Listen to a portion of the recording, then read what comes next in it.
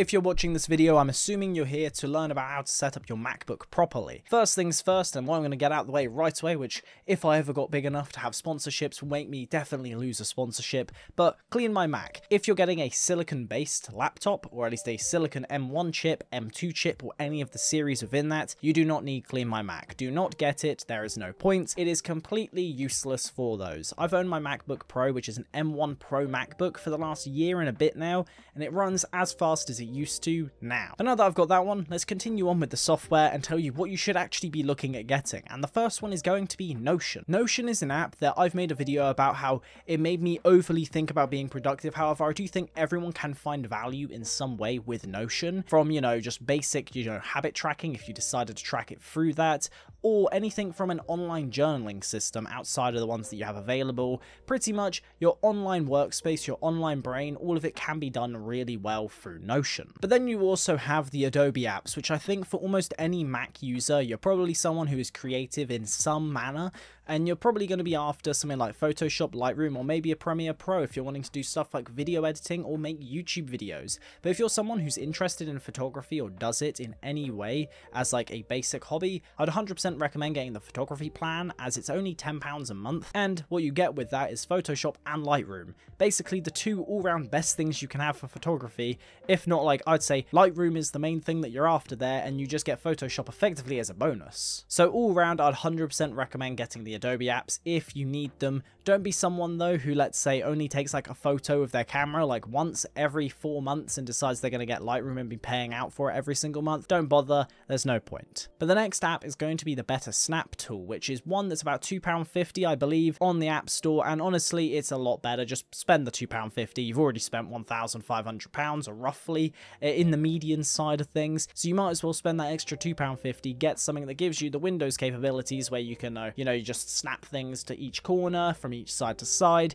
makes everything easier to use all around, and honestly it's a great tool to have just for ease of use instead of you having to mess around all the time and bring things apart, bring them back together, move them to where you want. But outside of that, I'd probably say the Apple apps are going to do you perfectly fine, because you've got things like Apple Notes, which is an amazing note-taking app, and you even have things like Safari and Apple Calendar, which Safari has come a long way from where it used to be, and it's my main browser on Apple devices now, purely because of the ease of use between devices. Yes, Google Chrome does work between devices and all, however, I don't like how much RAM it uses, but also it just overall I don't feel like actually transitions everything across really well in comparison to Safari. But with Apple Calendars, like I said, it also is just ease of use between devices and all round works very well, so I don't really have any reason. Personally, I use Apple Calendars instead of Google Calendars.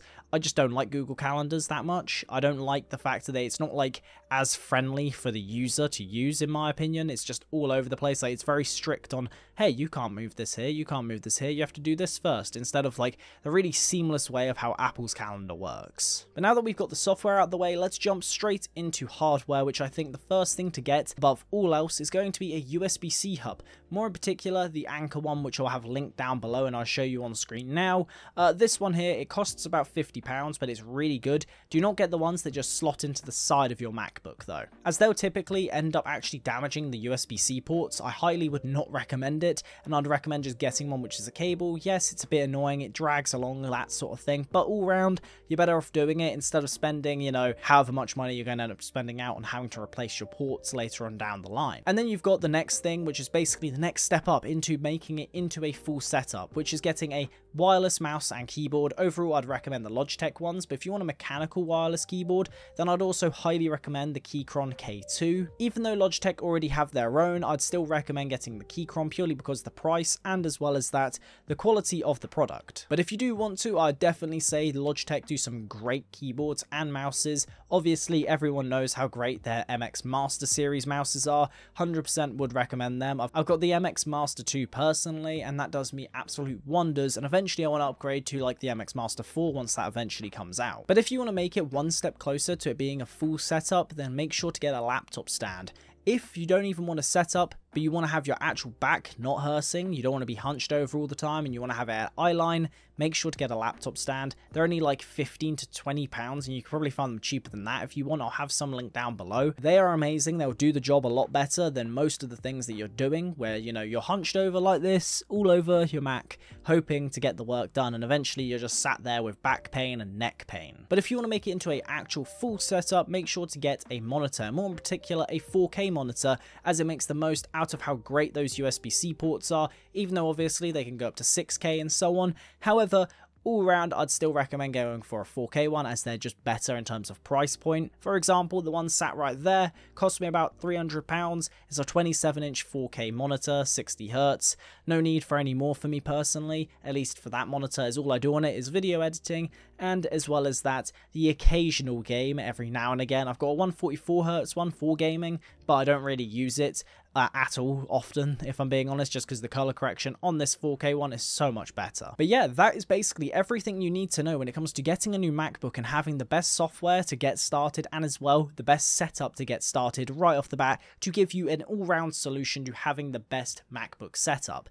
Anyway, if you guys are interested in more tech content, make sure to subscribe to the channel. I upload weekly videos about tech and productivity, and I've got plenty others in the back catalogue as well for you to go through.